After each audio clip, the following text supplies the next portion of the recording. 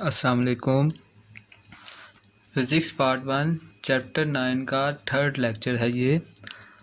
9.3 topic के हवाले से ये आपको मैं लेक्चर डिलीवर करूँगा आज। तो अच्छा, क्योंकि जो पहले दो लेक्चर अगर आप मेरे यूट्यूब के ऊपर देखें तो आपको उधर मैंने बताया था कि ह्यूजेंस ने ये बताया था कि जो लाइट है वो वेव्स की शक्ल में ट्रैवल करती है और उन वेव्स का उसने एक स्पेशल नाम रखा था वेव फ्रंट या वेवलेट्स का। वेव फ्रंट की जो डेफिनेशन थी वो चैप्टर 9 के लेक्चर नंबर 1 में यूट्यूब के चैनल पर मौजूद है। उसका सारा लेक्चर मौजूद है, 9 से 10 मिनट का होगा, वो आप सुन लें। उधर जाकर आप कंसेप्ट उधर जाकर क्लियर करें अपने, फिर ये लेक्चर नंबर 3 आप सुने। और लेक्चर 2 में ह्यूजेंस के जो दो प्रिंसिपल थे उसके बारे में मैंने बताया। अब जो लेक्चर 3 है, क्योंकि ह्यूजेंस ने ये बताया था कि जो लाइट है वो वेव की शक्ल में ट्रैवल करती है, तो यंग्स ने एक एक्सपेरिमेंट किया था कि क्या वाकई ही ये वेव्स की शक्ल में ट्रैवल करती है या नहीं करती। तो यंग्स डबल स्लिट एक्सपेरिमेंट जो है वो आपको लेक्चर नंबर 4 में मिलेगा, वो भी यूट्यूब के ऊपर मौजूद है, डिस्क्रिप्शन में उसका लिंक मौजूद है। तो उससे पहले जो आपकी बुक में एक टॉपिक है 9.3, एक छोटा सा टॉपिक है, वो करना बहुत ज़रूरी है। अगर वो नहीं करेंगे तो आपको यंग्स डबल स्लिट एक्सपेरिमेंट समझ में नहीं आएगा। तो आज मैं वही टॉपिक डिलीवर करने वाला हूँ। तो क्योंकि वेव्स जो हैं वो इंटरफेरेंस की प्रॉपर्टी कर सकते हैं, इंटरफेरेंस की प्रॉपर्टी यानी कि अगर उनके साथ इंटरफेरेंस करवाई जाए वेव्स के साथ तो वो इस प्रॉपर्टी में से यानी कि वेव्स जो हैं वो इंटरफेरेंस प्रॉपर्टी को यानी कि ओबे करते हैं, वो इंटरफेरेंस करते हैं। तो इसी तरह यंग्स ने सोचा कि अगर लाइट एक वेव है तो इसको भी फिर इंटरफेरेंस करनी चाहिए। तो उसने लाइट को इंटरफेरेंस के जो भी प्रिंसिपल्स थे, इंटरफेरेंस का एक उसने एक्सपेरिमेंट किया, उसमें से उसने पास करवाया, तो वाकई उसे रिज़ल्ट मिले कि लाइट ने भी इंटरफेरेंस की है। तो फिर वहाँ उसी का नाम यंग्स डबल स्लिट एक्सपेरिमेंट है। वो लिंक के अंदर आपको मिल जाएगा, इस डिस्क्रिप्शन के अंदर लिंक है, उधर से आपको मिल जाएगा।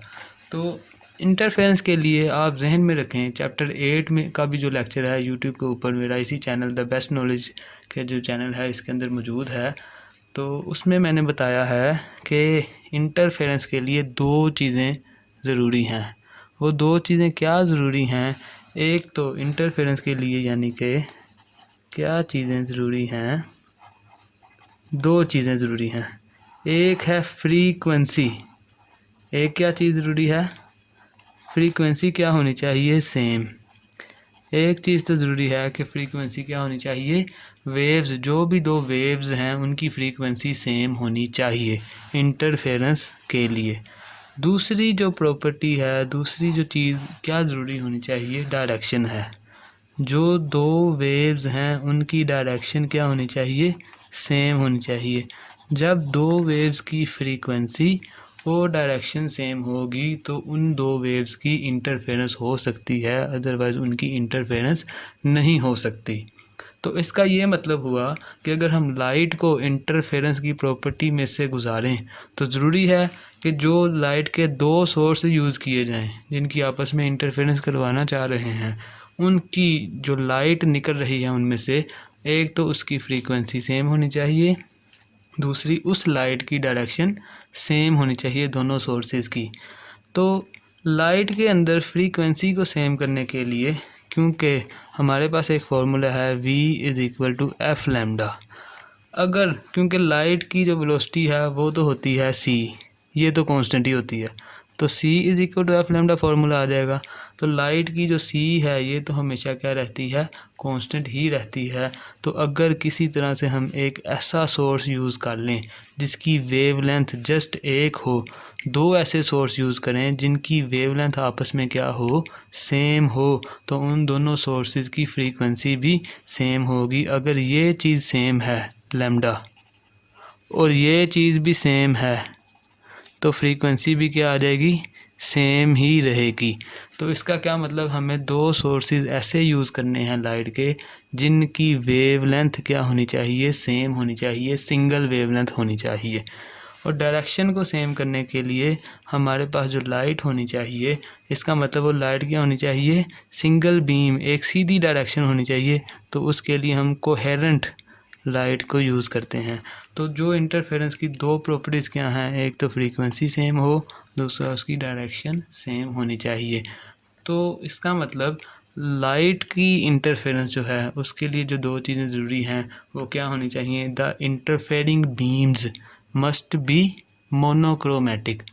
मोनो का मतलब होता है सिंगल, क्रोमेटिक वेवलेंथ के रिलेटेड होता है।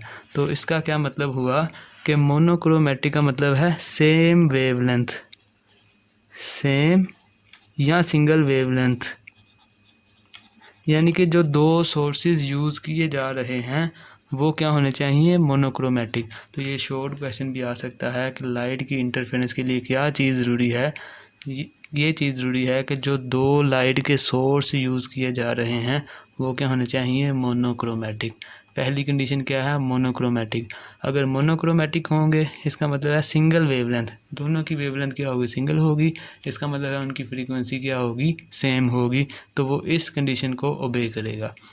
सेकंड कंडीशन के लिए क्या है, इंटरफेयरिंग बीम्स, यानी कि जो दो सोर्सेज हैं जिनको इंटरफेयर कर रहे हैं of light must be coherent. उनकी जो लाइट सोर्सेज हैं वो आपस में क्या होने चाहिए, कोहेरेंट होनी चाहिए, यानी कि डायरेक्शन क्या होनी चाहिए, सेम डायरेक्शन, एक सीधी बीम होनी चाहिए, सेम डायरेक्शन होनी चाहिए। तो अब ये दो चीज़ें जब होंगी, लाइट के जो सोर्सेज हैं उनको ये दो प्रॉपर्टीज़ को ओबे करना होगा, फिर ही उनकी इंटरफेरेंस होगी। आपके इस 9.3 टॉपिक के अंदर भी यही चीज़ लिखी हुई है। हाँ, उधर एक और चीज़ लिखी है कि दो सोर्सेज को आपस में कि वो मोनोक्रोमेटिक भी हों और वो कोहेरेंट भी हों, इसको करना थोड़ा मुश्किल है। तो इसके लिए यंग ने जो काम किया उसने क्या किया था, उसने ये किया था कि सोर्स एक ही यूज़ कर लिया और बड़े ही एक तरीके के साथ उसने एक ही सोर्स को यूज़ करते हुए उसको दो सोर्सेज में तकसीम कर लिया, डिवाइड कर लिया। क्योंकि पीछे सोर्स एक था इसलिए उसकी एक ही सोर्स को जब दो में डिवाइड करेंगे तो उन दोनों की आपस में जो वेवलेंथ है वो भी मोनोक्रोमेटिक रहेगी, और क्योंकि सोर्स एक है तो उनकी डायरेक्शन भी सेम रहेगी। तो उसने बड़े अच्छे तरीके से क्या किया, लेट्स सपोज ये एक पॉइंट सोर्स है, इसमें से ये लाइट निकलती है, ये लेट्स सपोज इसमें से लाइट निकल रही है इस डायरेक्शन में, आगे आगे फैल रही है। उसने क्या किया, इसके सामने एक स्लिट रख दी। उसने क्या किया, इसके सामने एक स्लिट रख दी और दरमियान में इधर एक होल कर दिया। जब उसने दरमियान में इधर एक होल किया तो लाइट क्या हुई, इसमें से पास करना शुरू कर दी इस तरह से। तो लाइट इसमें से इस तरह से पास की। उसने क्या किया, एक और स्लिट इसके सामने रखी, एक और यानी कि रुकावट, एक ओपैक मटेरियल रखा, और उसने उसके इस तरह से रखा कि उसमें दो होल रहने दिए, एक होल इधर रहने दिया, एक होल इधर रहने दिया। तो ये जो लाइट थी, अब एक तो लाइट इस तरह से निकली ऐसे, और एक लाइट इस होल में से निकली ऐसे। तो इससे क्या हुआ, उसने सोर्स एक ही यूज़ किया, उसी एक सोर्स को स्लिट का एक अच्छे तरीके से इस्तेमाल करते हुए एक होल इधर रखा, एक होल इधर रखा, तो उसमें से दो वेव्स की बीम निकलना शुरू होगी, दो बीम निकलना शुरू होगी। क्योंकि इन दोनों बीम्स का सोर्स पीछे एक है इसलिए ये क्या होगा, मोनोक्रोमेटिक। इन दोनों की वेवलेंथ क्या होगी, मोनोक्रोमेटिक होगी, एक सिंगल लाइट वाली वेवलेंथ यूज़ करेंगे।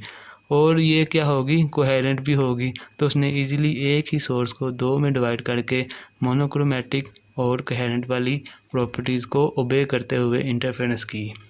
तो 9.3 जो टॉपिक है आपका सिर्फ यहाँ तक है।